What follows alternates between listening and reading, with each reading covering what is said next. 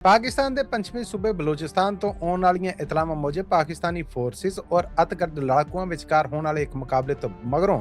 12 अतगर्द ने जिहड़े मारे गए ने। इन्हां अतगर्दां वल्लों बलोचिस्तान के इलाके दे विच बैंक लुट्टण समेत थाणे उत्ते कब्जा करके अमले नूं यरगमाल बनाया गया सीगा और उस तो बाद अपणियां ईणां मनाउण डे सन जदों फोर्सिस के कमांडोस ने आके इन्हों घेर लिया और उस तो बाद इन्होंने दू बदू लड़ाई हुई। हबीब बैंक समेत एक होर बैंक नूं लुट के 34 लाख रुपया लुटन की खबर है जी वह भी सामने आई सी, जबकि इस तो बाद इस इलाके यानी ये जिला खारान है जिथे ये कार्रवाई जी हुई है और इस मुकाबले के 12 अतगर्द लड़ाकुआं नूं फोर्सिस ने उदों मार दिता जदों उन्होंने पहला हथियार सुट्टण वास्ते मौका दिता गया, फिर उन्होंने इन्हां ने जिहड़ियां या शर्तां ने जिहड़ियां ओह धरियां गईयां, जिहदे तो बाद मुकाबला होया और मुकाबले च इन्हां सारियां नूं फड़का दिता गया। सरकारी पद्धर दे उत्ते ते इन्हां 12 अतगर्दां दे मारे जाण दी तस्दीक कीती जा रही है, जबकि आख्या जा रहा है बैंक अमला और थाणे दे अमले दे विच भी